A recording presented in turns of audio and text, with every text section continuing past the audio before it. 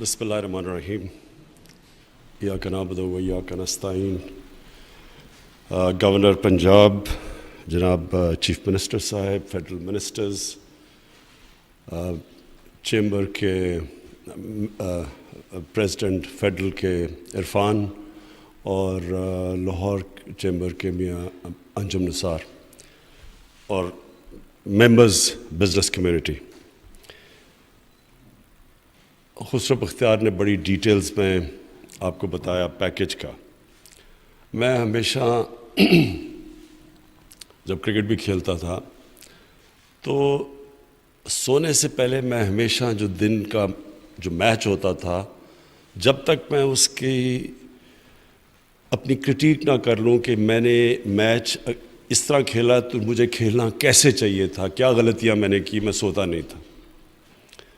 تو میں ہمیشہ اپنی جب سے گورنمنٹ آئی ہے سوچتا ہوں کہ کیا میں چیزیں کرتا جو مجھے کرنی چاہیے تھی شروع میں آ کے. تو جو سب سے بڑی چیز کرنی چاہیے تھی، یہ جو پیکیج آج دیا ہے، یہ مجھے آتے ساتھ ہی یہ بزنس کمیونٹی کو پیکیج دینا چاہیے تھا. اور اس کی وجہ بڑی خسرو بختیار نے آپ کو تفصیل میں سمجھائی کہ کوئی بھی ملک ترقی نہیں کر سکتا، آگے نہیں بڑھ سکتا سبزیاں اور گندم بیچ کے. ملک آگے بڑھتے ہیں انڈسٹریل بیس کے اوپر، اور جتنی وہ انڈسٹریز اور زیادہ سوفسٹیکیٹڈ ہوتی جاتی ہیں اور ان کی پروڈکٹیوٹی بڑھتی جاتی ہے، انوویشن ہوتی جاتی ہے، اتنا ہی وہ ملک کے اندر دولت اس کی بڑھتی جاتی ہے. تو کبھی بھی ایک ملک مینوفیکچرنگ بیس کے بغیر اور انڈسٹری کے بغیر وہ کبھی ایک عظیم ملک نہیں بن سکتا. تو ہمارا ملک آج سے 50-55 سال پہلے بڑی تیزی سے آگے بڑھ رہا تھا. ہماری انڈسٹریل پروڈکشن آگے بڑھ رہی تھی، ہمارا ڈائریکشن ٹھیک تھا. اور بدقسمتی سے وہ جو 70s کی نیشنلائزیشن ہوئی، اس نے یہ جو ساری ہماری گروتھ تھی اور یہ جو ملک کی ٹریجیکٹری تھی وہ چینج کر کے رکھ دی. اور آپ یقین کریں ہم نے کبھی ریکوری نہیں کیا اس سے، کیونکہ ہمارے اندر کبھی سمجھ ہی نہیں. یہ جو ہماری گورنمنٹس آئیں وہ ڈیوورس تھی کہ ملک کا کدھر ڈائریکشن ہونا چاہیے اور گورنمنٹ کا ڈائریکشن کدھر تھا. یہ دو بالکل مختلف تھے. ملک تب آگے بڑھتا ہے جب ملک کے اندر ویلتھ کریشن ہوتی ہے. جب تک ویلتھ کریشن نہ ہو ملک کیسے بڑھ سکتا ہے آگے؟ گورنمنٹس ادھر آ گئیں کہ وہ ویلتھ کریشن کے خلاف تھیں. اچھا جی یہ نفع زیادہ بنا رہا ہے تو ان کو ذرا ہم سیدھا کرتے ہیں. پروفٹ میکنگ کے خلاف جب ایک گورنمنٹ کی پالیسیز بن جاتی ہیں اور ایک انڈسٹری کو پروفٹ نہیں بنانے دیتی تو وہ انڈسٹری تو کبھی بڑھ ہی نہیں سکتی، نہ وہاں انویسٹمنٹ آ سکتی ہے. انویسٹمنٹ تو ایسے ہے جیسے شہد کے اوپر مکھیاں آتی ہیں. جب ایک پروفٹ بنتا ہے، جب وہ دوسرے انویسٹرز دیکھتے ہیں وہ خود ہی دیکھ لیتے ہیں کہ اچھا ادھر منافع ہے، وہ سیدھے اس ایریا کے اندر انویسٹ کرتے ہیں. تو جب ایک گورنمنٹ کی پالیسی بن جائے انویسٹمنٹ کے خلاف اور پروفٹ میکنگ کے خلاف، جو کہ ایک سوشلسٹ مائنڈ سیٹ تھا اور وہ ہوا پاکستان میں، تو ہمارا ملک کو جانا کہیں چاہیے تھا اور ہم نکل کہیں اور گئے. تو یہ تو ہم نے شروع سے ہی فیصلہ کیا تھا کہ ہم نے آتے ساتھ ہی انڈسٹریلائزیشن کے اوپر توجہ دینی ہے، اور وہ بھی ایکسپورٹ اورینٹیڈ انڈسٹری کے اوپر. لیکن جو ہم نے ایمنسٹی دی پہلی، میں اب دیکھتا ہوں کہ ہمیں وہ اس طرح اوپن ایمنسٹی نہیں دینی چاہیے تھی. ہمیں اس کو ڈائریکٹ کرنا چاہیے تھا جو اب ہم کر رہے ہیں انڈسٹری کے اوپر، کہ صرف ادھر آپ کو، کیونکہ بدقسمتی سے ہماری انفارمل اکانومی بہت بڑی ہے، تو ہمیں اس کو فارملائز کرنے کے لیے انڈسٹری میں ڈائریکٹ کرنا چاہیے تھا. تو اس سے کیا ہونا تھا کہ ہماری انڈسٹریلائزیشن بھی ہونی تھی، پیسے بھی آ جانے تھے ہمارے، پیسہ تو ہے پاکستان میں. اور پھر جو پرابلم آتا ہے پاکستان کا کرنٹ اکاؤنٹ ڈیفیسٹ کا، ڈالرز کی شارٹیج ہو جاتی ہے. کبھی بھی ہم نے ایکسپورٹس کے اوپر توجہ ہی نہیں دی. میں نے کل اپنی تقریر میں ایک گراف دکھایا تھا کہ سن 2000 کے اندر Vietnam, Rwanda, China, India, Pakistan, Bangladesh, اس گراف میں 20 سال کے اندر سب کے سامنے روانڈا سب سے تیزی سے اوپر جا رہا ہے ایکسپورٹس پہ، ویتنام بڑی تیزی سے اوپر جا رہا ہے، ہندوستان، بنگلہ دیش اور چائنا اس سے بھی تیز، سب سے نیچے پاکستان ہے۔ ہماری ایکسپورٹس ہی نہیں بڑھی، جو تھوڑی سی مشرف کے دور پہ بڑی تھی وہ بھی لیول آؤٹ کر گئی۔ تو جب ملک کی ایکسپورٹس ہی نہیں بڑھے گی تو ڈالر کا تو کرائسس ہر تھوڑی دیر کے بعد آ جائے گا۔ جب اکانومی بڑھنے لگتی تھی ہمارے ڈالرز کی کمی ہوتی تھی، کرنٹ اکاؤنٹ ڈیفیسٹ ہوتا تھا، ہمیں IMF کے پاس چلے جانا پڑ رہا تھا۔ تو کوئی لانگ ٹرم پلاننگ پاکستان کی نہیں تھی کہ ہم کیسے اس ٹریپ پہ سے نکل سکتے ہیں کہ ہر تھوڑی دیر کے بعد ہمارے پاس IMF کے پاس جانا اس لیے پڑے کہ ہمارا ریزروز کم ہو گئے، ڈالرز ہمارے پاس نہیں ہیں۔ تو اس لیے یہ جو پالیسی ہے اس کے دو پہلو ہیں۔ ایک تو ہم نے صرف ان جو پیسہ پڑا ہوا ہے اس ملک کے اندر، جو پلاٹس کے اندر پڑا رہتا ہے، لوگ پروڈکٹیو استعمال نہیں کرتے، اس پیسے کو ڈائریکٹ کر دیا انڈسٹری کی طرف۔ اسمال اور میڈیم انڈسٹری کے اوپر سب سے زیادہ زور لگایا، جو کہ سب سے مشکل اٹھانی پڑتی ہے اسمال اور میڈیم انڈسٹری کو۔ ان کے اوپر اتنی ہم نے مشکلیں ڈال دی ہیں کہ جو اس ملک کا انڈسٹریل بیس بننا چاہیے تھا، ہمیشہ اسمال اور میڈیم انڈسٹری بیس ہوتا ہے ملک کا، اس کے اوپر اتنی مشکلیں ڈال دیں کہ وہ اپنے آپ کو نکال ہی نہیں سکتا اور ریسٹرکشن سے۔ اور اس کے لیے ہم نے ایک بڑی اچھی اسمال اور میڈیم انڈسٹری کے لیے پالیسی لے کے آئے ہیں، جس کے اندر ہم ان کی جو بھی ریگولیشنز ہیں وہ ہم گیلوٹین کر رہے ہیں، کم کر رہے ہیں، ان کے اوپر جو چیکس ہیں وہ ختم کر رہے ہیں، آسانیاں پیدا کر رہے ہیں ان کے لیے۔ آپ دیکھیں گے کہ ایز آف ڈوئنگ انڈیکس جب بھی اب پاکستان کا میجر ہوگا، آپ انشاءاللہ دیکھیں گے کہ پاکستان اب بڑی تیزی سے اوپر چلا جائے گا، کیونکہ ہم نے بڑی چیزیں ختم کر دی ہیں، ریگولیشنز جو کہ رکاوٹ بنی ہوئی تھی۔ دوسرا، ہم نے سکھ انڈسٹری، اب اتنی ہماری انڈسٹری پڑی ہوئی ہے، کیونکہ اگر آپ نئی انڈسٹری لگاتے ہیں تو پھر بھی تھوڑا سا ٹائم لگتا ہے، لیکن جو انڈسٹری سکھ ہوئی ہے وہ پورا پاکستان کے کیپٹل ضائع ہو رہا ہے۔ تو اس کے لیے ہم نے انسینٹیوائز کر دیا کہ سکھ انڈسٹری میں بھی آپ پیسہ ڈالیں گے تاکہ ہماری انڈسٹریل گروتھ بڑھے۔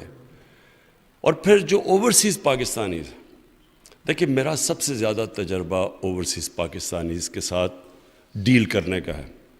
میں کرکٹ کے زمانے سے اوورسیز پاکستانی ساری دنیا میں کمیونٹیز جانتا تھا، پھر شوکت خانم بنانا شروع کیا تو اس کے لیے سب سے زیادہ میری مدد اوورسیز پاکستانیز نے کی۔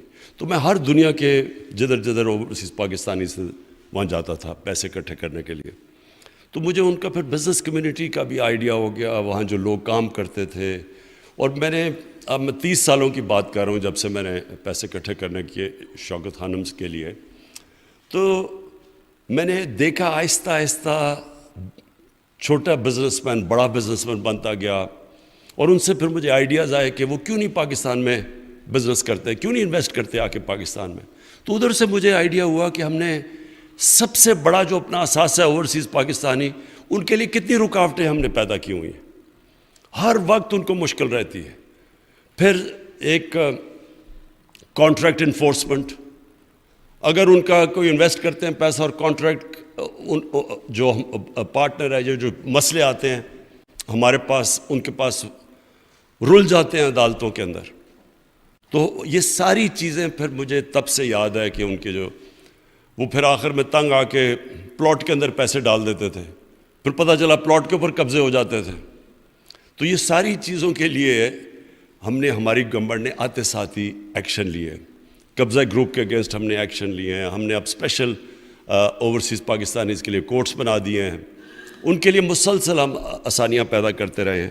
اور اب ہم ان کو یہ دعوت دے رہے ہیں کہ وہ پاکستان کے اندر جب انویسٹ کریں گے تو 5 سال کا ان کو ٹیکس ہالیڈے ملے گا، نو کوسچنز آسکڈ ہوگا، اور اگر وہ آپ کے ساتھ پاکستان کی کسی بھی انڈسٹری کے ساتھ JV کریں گے، جوائنٹ وینچر کریں گے، تو تب بھی دونوں کے لیے، یعنی جو پاکستانی انڈسٹری بھی ان کے ساتھ مل کے جوائنٹ وینچر کرے گی اور اوورسیز، تو ان کے لیے 5 سال کا ٹیکس ہالیڈے کر دیا ہے۔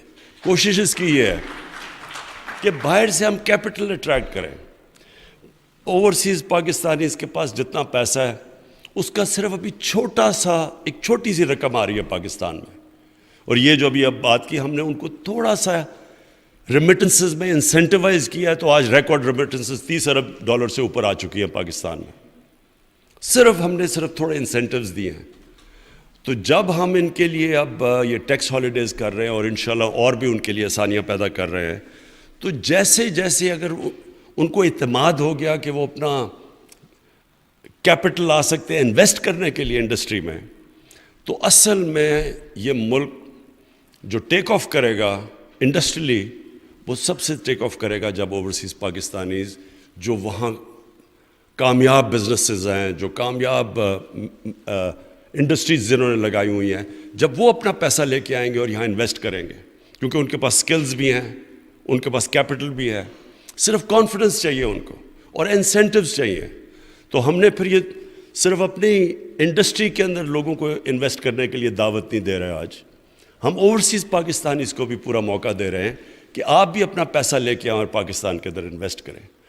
آپ کو سب کو پتہ ہونا چاہیے کہ جب چائنا اور انڈیا جب انہوں نے اپنی اکانومی کھولی تھی اور جب ایک دم ان دونوں کی 90 کی دہائی میں شروع ہوئی تھی ان کی گروتھ, تو دونوں نے سب سے زیادہ اپنے جو ایکسپیٹریٹ کمیونٹی تھی, اوورسیز چائنیز اور اوورسیز انڈینز, ان کو انہوں نے دعوت دی تھی کہ اپنے ملک میں سب سے پہلے انہوں نے انویسٹ کیا تھا, پھر باہر کے انویسٹرز آئے تھے.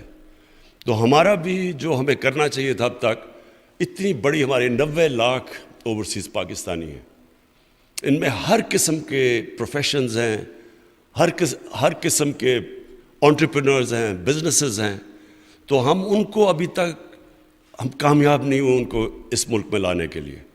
تو یہ انڈسٹریل پالیسی ان کے لیے بھی ہے, پاکستان کے اندر بھی اسمال اور میڈیم انڈسٹری کو انسینٹیوائز کرنے کے بھی ہے, اور انشاءاللہ جو کہ ابھی تک نہیں ہوا, جس لیول کی انڈسٹریلائزیشن ہونی چاہیے تھی اس کے لیے بھی ہم نے بڑا قدم اٹھایا ہے.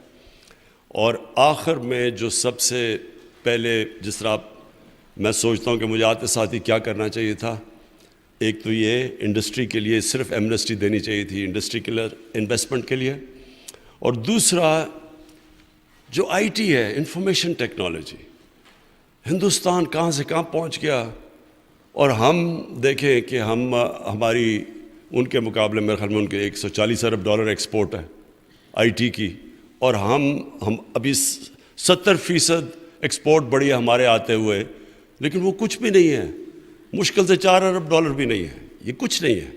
اور اس کی وجہ یہ ہے کہ ہم نے اپنے فری لانسرز کو, اپنی آئی ٹی کمپنیز کو انسینٹیوائز ہی نہیں کیا. ہم نے ان کو ایسے رکھا جیسے عام انڈسٹری کو ہم ٹریٹ کر رہے ہیں. آئی ٹی انڈسٹری بالکل مختلف ہے, اس کی ریکوائرمنٹس مختلف ہیں, ان کے انسینٹیوز مختلف ہیں. تو یہ پہلی دفعہ اب ہم نے ان کو پوری طرح انسینٹیوائز کیا, اپنے انفارمیشن ٹیکنالوجی کے سیکٹر کو, کمپنیز کو بھی, فری لانسرز کو بھی ہم نے پوری طرح اب انسینٹیوائز اور چھوٹ دی ہے, کیونکہ یہاں تو ایک ینگ پاپولیشن ہے, ہماری دنیا میں دوسرے نمبر پہ سب سے نوجوان آبادی ہے, اور یہ آئی ٹی کے لیے یہ تو سب سے بڑی ریکوائرمنٹ ہے. ہاں ہم نے اور بھی کام کرنا ہے, ہم نے آئی ٹی پروفیشنز کے لیے بوٹ کیمپس کرنے ہیں, ہم نے ان کے لیے اپنے یونیورسٹیز میں بھی سلیبس چینج کرنے ہیں, یعنی ہم نے ان کو اور بھی مدد کرنی ہے. لیکن سب سے امپورٹنٹ چیز کہ جب ہم ان کو انسینٹیوائز کریں گے اور ان کو بریکس دیں گے, تو جو سب سے تیزی سے سیکٹر آگے بڑھے گا وہ انشاءاللہ ہمارا آئی ٹی سیکٹر ہوگا. میں آخر میں یہ امید رکھتا ہوں کہ جو ہم اپنی پوری کوشش کر رہے ہیں اپنے ملک کو اپنے پیر پہ کھڑے کرنے کے لیے, پاکستان کی بزنس کمیونٹی پوری طرح ہماری مدد کرے گی, اس میں پارٹنرز بنے گی. کیونکہ دیکھیں جب فارن پالیسی جو ایک ملک کی ہوتی ہے اس کے اوپر ایک آزاد اور خود مختار اور ایک غیرت مند فارن پالیسی کے لیے یہ ضروری ہوتا ہے کہ ملک اپنے پیر پہ کھڑا ہو. جو ملک ہاتھ پھیلا کے پھرتا ہے, کبھی ادھر قرضے مانگ رہا ہے, کبھی ادھر سوچ رہا ہے کہ کوئی ہمیں ایڈ دے گا، اور ایڈ کی وجہ سے جو اپنی فارن پالیسی چینج کر دیتا ہے، دوسروں کی جنگوں میں شرکت کر دیتا ہے، فارن پالیسی بنا دیتا ہے جو کہ اپنے ملک کے لوگوں کے مفادات کے خلاف ہے، کیونکہ وہ اپنے پیر پہ نہیں کھڑا. یہ یاد رکھیں، ان کی دنیا عزت نہیں کرتی. دنیا اللہ کا ایک قانون ہے جب سے اس نے دنیا بنائی ہے کہ اللہ سے جب آپ مانگتے ہیں تو اللہ خوش ہوتا ہے، لیکن جب انسان کے سامنے آپ ہاتھ پھیلاتے ہیں تو اس کو ترس تو آپ کے اوپر آ جائے گا، لیکن آپ کی عزت نہیں کرے گا. وہ قوم جو اپنی عزت نہیں کرتی، دنیا اس کی عزت نہیں کرتی. اور یہ پھر سے میں یہ کہتا ہوں کہ جب تک ہم ایک وہ قوم جس میں اللہ نے ہر قسم کی نعمت دی ہے، پاکستان میں کسی چیز کی کمی نہیں ہے، لیکن ہم نے کبھی اپنے پیر پہ کھڑے ہونے کی کوشش ہی نہیں کی. آسان چیز تھی، ایڈ لے لو، اچھا جی وہ افغان جہاد میں شرکت کر لو کیونکہ وہ اسے پیسے آ رہے ہیں، اور ضیاء الحق کہہ رہے جی یہ پینٹس، ساری قوم بڑی خوش ہو رہی ہے جی پینٹس، یعنی کہ اور پیسے دو تو ہم جنگ لڑیں گے.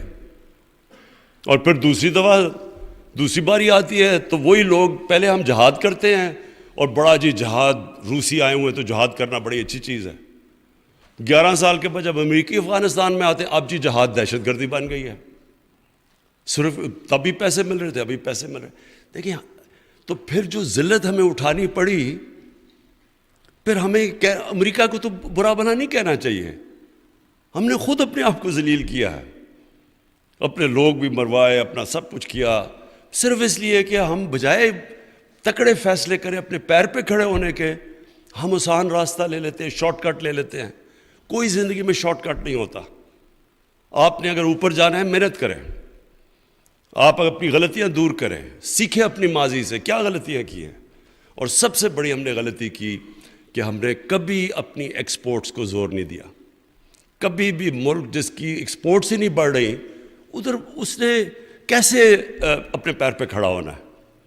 مہاتر محمد نے مجھے کبھی نہیں بھولتا، پہلی دفعہ 20 سال پہلے ملا تو میں نے ان سے جب پوچھا کہ کیسے ملیشیا ہمارے سے کوئی مقابلہ ہی نہیں کر سکتا تھا، پاکستان اور ملیشیا کا، آج سے 50 سال پہلے. میرے ساتھ HSN کالج میں ان کے شہزادے آگے پڑھا کرتے تھے. وہ سوچ نہیں کوئی سکتا تھا کہ پاکستان کہاں، ملیشیا کا. تو اس نے کہا کہ ہم صرف پہلے ٹن اور ربر بیچتے تھے دنیا کو. ہم نے، کہتا میں نے شروع کی الیکٹرانکس ملیشیا میں، پہلے ایک کاٹیج انڈسٹری بنا کے گھروں کے اندر. ہم نے کہا اچھا جی تم اسمبلی پلانٹس لگا لو، انسینٹیوائز کر دیا. وہ گھروں سے شروع ہوئے اسمبلی پلانٹس الیکٹرانکس کے، اور وہ 10 سال کے بعد $80 ارب کی ان کی ایکسپورٹس ہو گئی الیکٹرانکس کی. تو ہم نے تو کبھی کسی نے یہ سوچا نہیں کہ ہم صرف ٹیکسٹائل کے اوپر تو ملک نے نہیں اوپر جانا. تو انشاءاللہ جو ہماری اب پالیسی چینج ہے، لانگ ٹرم پالیسیز ہیں، اس کے اندر جو بیس ہوگا، میں صرف اس لیے آج آپ سب کو، میں نے خسرو بختیار کو اور رزاق داؤد کو کہا کہ دعوت دیں ہماری چیمبرز کو، بزنس کمیونٹی کو، تاکہ ہم آپ کو واضح کر دیں کہ ہمارا اب ڈائریکشن کیا ہے.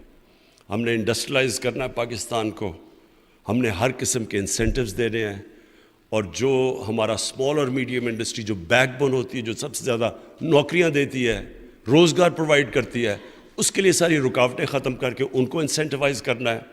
اور پھر جو ہمارا سب سے بڑا اثاثہ اوورسیز پاکستانیز ہیں، ان کو پاکستان میں لانے کے لیے ہر قسم کی فیسلٹیز دینی ہے.